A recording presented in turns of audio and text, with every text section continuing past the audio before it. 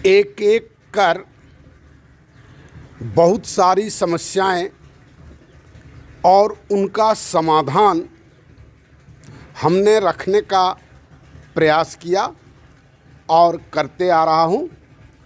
मेरे विकास केंद्र में इस तरह की समस्याएं कैसे समाप्त होंगी उसका हमने तर्कयुक्त व्यवस्था दी है। आज एक समस्या दहेज प्रथा पर बात करूंगा।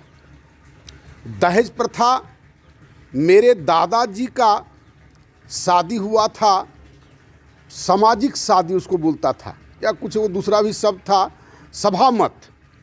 सभामत शादी हुआ था। दो दादाजी का शादी सभामत हुआ था 100 साल पहले लगभग, आज तक ख़त्म नहीं हुआ। इसलिए व्यक्तिगत रूप से हम अगर अपने बेटे का दहेज न लें तो समस्या समाधान हो जाएगा, समाज का प्रॉब्लम नहीं होगा, ये विश्वास नहीं है, ये हो नहीं सकता। हम लोग देखे हैं करके, बहुत लोग, आज भी बहुत लोग ऐसा हैं। हमारा एक चचेरा भाई है जिन्होंने अपना बेटा का शादी बिना दहेज का किया, लेकिन दहेज प्रथा ख़त्म नहीं हुआ, बल्कि दहेज तो इतना दूर तक हुआ कि सुनते हैं कि कई जगह सुनते हैं कि 60 लाख नगद दिया और घर भी बना दिया। तो ये विकृति है। हमारे समाज में कैसे ख़त्म होगा? आप देखेंगे, बच्चा 5 साल की उम्र में स्कूल गया, 5 साल तक माँ पिताजी का जो बायोलॉजिकल जो सर्विस है वो तो है, माँ का जो दायित्व है वो है, लेकिन आर्थिक रूप से माँ पिताजी को कोई खर्च नहीं है। आर्थिक रूप से वह बच्चा माँ पिताजी पर निर्भर नहीं है।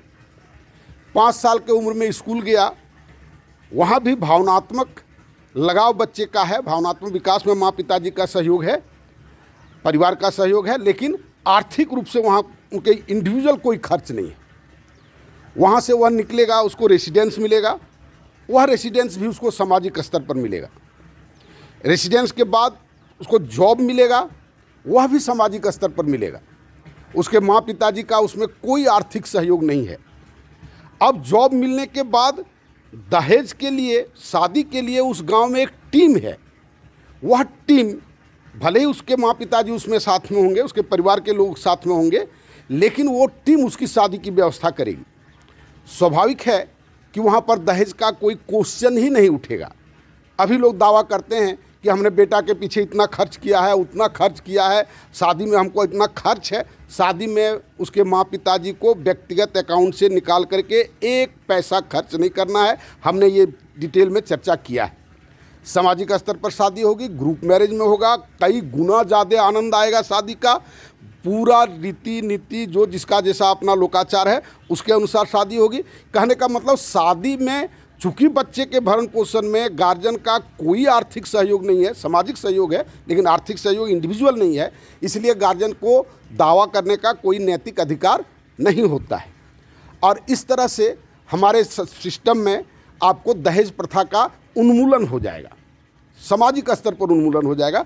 कहीं कोई व्यक्तिगत रूप से करके भले थोड़ा बहुत यश प्रतिष्ठा मिलती है, लेकिन वो कोई अर्थ नहीं रहता है, सामाजिक स्केल पर उसका कोई अर्थ नहीं है। हमारे सोशल सिस्टम को आप देखें, रोज़ ये बात हम कहते हैं, देखने वालों की संख्या धीरे धीरे घटती जा रही है ना, और किसी ने कोई रिस्पॉन्स तो आज तक दिया नहीं, और उम्मीद करते हैं कि लोग अपने में सुधार करेंगे।